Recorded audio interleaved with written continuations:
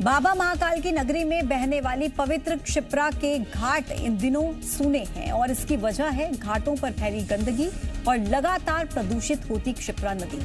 नदी पर गंदगी का आलम यह है कि प्रदूषण बोर्ड ने नदी को डी ग्रेड दिया है और यानी कि नदी का पानी पीने तो छोड़िए नहाने के लायक भी नहीं है। क्षिप्रा के इन हालातों को लेकर निर्मोही अखाड़े के संत ज्ञानदास महाराज ने प्रशासन के खिलाफ मोर्चा खोल दिया। जिला प्रशासन के विरोध में संत ज्ञानदास अनिश्चितकालीन उपवास पर बैठ गए। उनका कहना है कि महाकाल की नगरी सप्तपुरिया में से एक है जहां प्रभु राम आए, श्री कृष्ण खेले कूदे, ज्ञान प्राप्त किया। ऐसे पवित्र स्थान पर मां क्षिप्रा की ये हालत बेहद दुर्भाग्यपूर्ण है। उन्होंने आरोप लगाया कि इंदौर की खान नदी शहरों के गंदे नालों का पानी लगातार नदी में मिल रहा है और इस पर प्रशासन कोई ध्यान नहीं दे रहा। उज्जैन कलेक्टर आशीष सिंह ने भी घाटों पर गंदगी की बात स्वीकार की है। हालांकि उन्होंने टाटा परियोजना के तहत काम होने का हवाला दिया। फरवरी तक हालात सुधरने का आश्वासन दिया। अगर सरकार के प्रयासों की बात करें तो क्षिप्रा की सफाई के लिए सरकार अब तक 700 करोड़ रुपए खर्च कर चुकी है, लेकिन लोगों में जागरूकता की कमी के कारण पवित्र क्षिप्रा के हालात सुधरते नहीं दिख रहे हैं।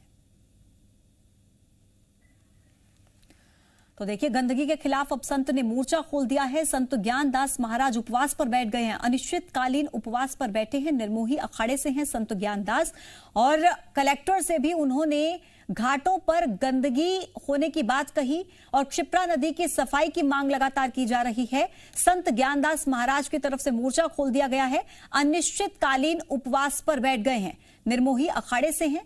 कलेक्टर ने घाटों पर गंदगी की बात मानी है कि वहां पर घाटों पर गंदगी रहती है। यह बात कलेक्टर की तरफ से भी स्वीकार की गई है।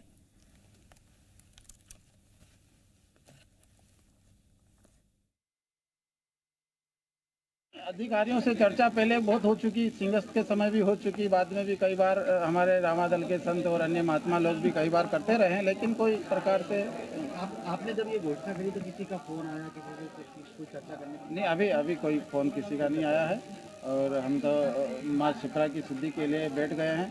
तो अभी जब तक शरीर में प्राण रहे तब तक ये अनवरत चलता रहे।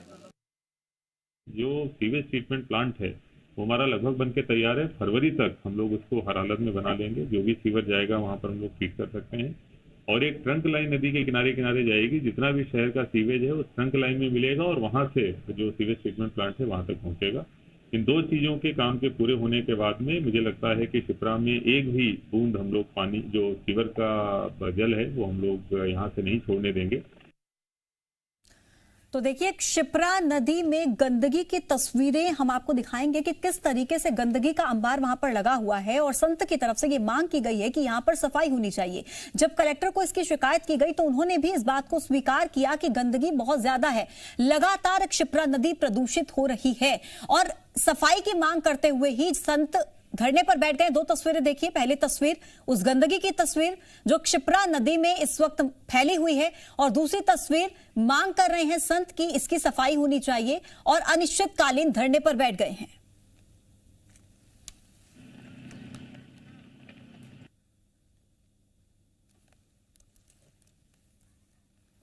तो दो तस्वीरें बेहद महत्वपूर्ण। प्रदूषण बोर्ड ने क्षिप्रा को डी ग्रेड दिया है। ऐसे में इसी की मांग हो रही है संत की तरफ से कि इस नदी को साफ किया जाना चाहिए।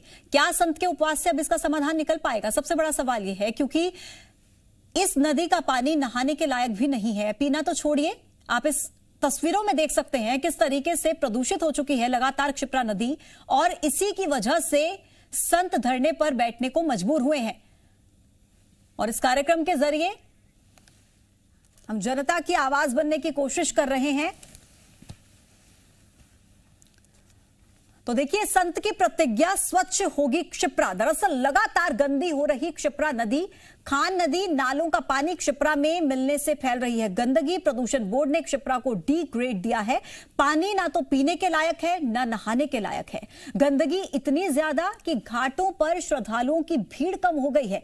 संत ज्ञानदास महाराज ने अब इसके खिलाफ मोर्चा खोल दिया है। अनिश्चितकालीन उपवास पर बैठ गए हैं वो और मांग कर रहे हैं कि जल्द से जल्द इसकी सफाई होनी चाहिए। दरअसल संत ज्ञानदास जो उपवास पर बैठे हैं वो निर्मोही अखाड़े से आते हैं। कलेक्टर ने भी मानी घाटों पर गंदगी की बात, उन्होंने भी एक्सेप्ट किया कि बहुत ज्यादा गंदगी है। ज्यादा जानकारी देंगे मेरे सहयोगी राहुल इस वक्त फोन लाइन पर जुड़ गए हैं। राहुल, तस्वीरें हम देख रहे हैं, संत समाज के लोग जो हैं वो लगातार मांग कर रहे थे और अब तो धरने पर बैठ गए हैं अनिश्चितकालीन। क्या वहां पर कोई अधिकारी पहुंचा है अब तक? जी देखिए, धरने पर संत समाज नहीं बैठे हैं। वो जो संत समाज है ज्ञानदास जी महाराज, उन्होंने अनिश्चितकालीन उपवास रखा है शिप्रा शुद्धिकरण को लेकर। उनका कहना है कि जो श्रद्धालु हजारों की संख्या में बाबा महाकाल की नगरी में उज्जैन पहुंचते हैं तो शिप्रा नदी आस्था की डुबकी लगाने भी वो पहुंचते हैं, लेकिन जो संत समाज के पास श्रद्धालु आते हैं वो उनको बताते हैं कि शिप्रा का जो पानी है वो मैला है, जिसमें ना डुबकी भी नहीं लगा पा रहे हैं। तो कहीं ना कहीं संत इस बात से नाराज हुए और उनका कहना है कि जब श्रद्धालु यहाँ आ रहे हैं और वो भी इस चीज से नाखुश है और वो दुखी होकर दुखी मन से महाकाल की नगरी से लौट रहे हैं, तो मैं अब एक अनिश्चितकालीन उपवास रखूंगा और बाबा महाकाल से प्रार्थना करूंगा कि शिप्रा शुद्धिकरण के लिए जिम्मेवार अधिकारियों को बुद्धि दें। जी, लेकिन क्या लग रहा है कि इस तरीके से अनिश्चितकालीन हड़ताल पर बैठ जाने से इस समस्या का समाधान निकल पाएगा? देखिए, मैं दोबारा इसमें करेक्शन करूंगा, अनिश्चितकालीन हड़ताल पे वो नहीं है, अनिश्चितकालीन उपवास उन्होंने रखा है जिसमें उन्होंने अन्न त्यागा है और उनका कहना है कि वो लिक्विड के रूप में प्रसाद के रूप में जल और दूध का सेवन करेंगे। अब देखना इसमें ये होगा कि क्या उनके पास कोई प्रसाद। ठीक है राहुल, मैं रोकूंगी आपको। संत ज्ञानदास जी इस वक्त हमारे साथ सीधे जुड़ रहे हैं। संत ज्ञानदास जी, आपका बहुत स्वागत है जी मध्य प्रदेश छत्तीसगढ़ पर। आपने ये डिसीजन लिया है, आपको क्या लग रहा है कि आपके इस फैसले से क्या आपकी समस्या का समाधान हो पाएगा? क्योंकि ये आज और कल की समस्या नहीं है, लंबे समय से समस्या बनी हुई है। आपके उपवास से आपको लग रहा है कि अधिकारी पहुंचेंगे और समस्या का निवारण होगा? ये समस्या तो बहुत पुरानी है और हमें बाबा महाकाल से प्रार्थना करते हैं और ऐसा विश्वास है कि कहीं न कहीं हमारी जो है प्रार्थना को स्वीकार करेंगे, ऐसा हमें विश्वास है। लेकिन क्या उपवास पर बैठने से पहले आपकी बात हुई अधिकारियों से? आप लोगों की तरफ से कितने एफर्ट्स किए गए, कितनी कोशिशें की गई?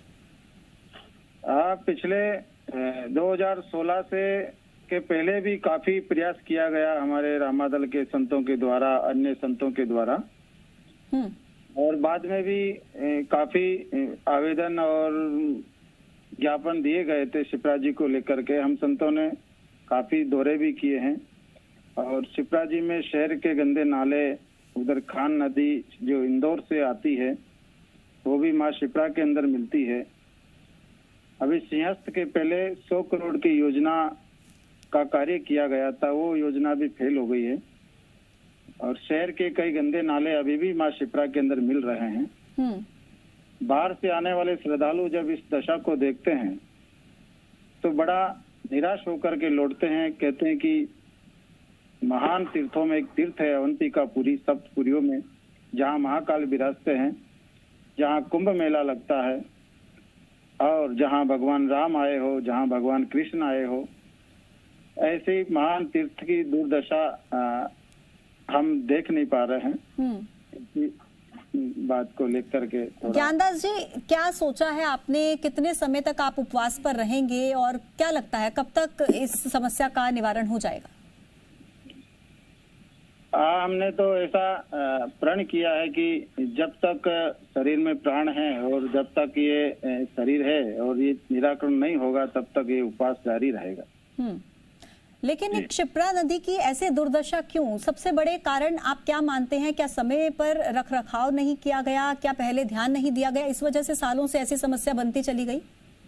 नहीं, शासन प्रशासन योजनाएं बनाते हैं लेकिन योजनाएं सुचारू रूप से नहीं बन पाती है और वो योजनाएं बनाते हैं और वो डाइवर्सन सब करते हैं नालों का, लेकिन वो फेल हो जाती है। कुछ दिन बाद यही देखने को मिलता कि वापस नाले जो है माँ शिप्रा में मिल रहे हैं। जी, तो इसको लेकर कब से आप लोगों की तरफ से कोशिशें की जा रही हैं और आपके अलावा और कौन कौन आपकी इन कोशिशों में शामिल हैं जो लगातार सरकार से ये अपील कर रहे हैं, गुहार लगा रहे हैं, मांग कर रहे हैं? 2004 से हमारे संत ये कार्य करते आ रहे हैं, लेकिन अभी तक पूर्ण जो है मंजिल पर नहीं पहुंच पाए हैं और ये दुर्दशा अभी तक जो है नहीं सुधर पाई। चलिए ज्ञानदास जी, हम उम्मीद करते हैं कि हमारे इस कार्यक्रम को देखने के बाद सरकार की तरफ से कोशिशें की जाएंगी और आपकी जो मांग है वो जल्द पूरी हो, ऐसी हम उम्मीद करते हैं। बहुत शुक्रिया आपका हमारे साथ जुड़ने के लिए। तो देखिए, संत ज्ञानदास महाराज को आप इस वक्त सुन रहे थे, उनकी तरफ से ये कहा गया कि लंबे वक्त से कोशिशें की जा रही हैं लेकिन सरकार इस पर कदम नहीं उठा रही है और इसीलिए उन्होंने अनिश्चितकालीन उपवास पर बैठने का ये फैसला लिया है। ऐसे में वो उम्मीद कर रहे हैं कि सरकार अब कोशिश करेगी और क्षिप्रा नदी के हालात सुधरेंगे।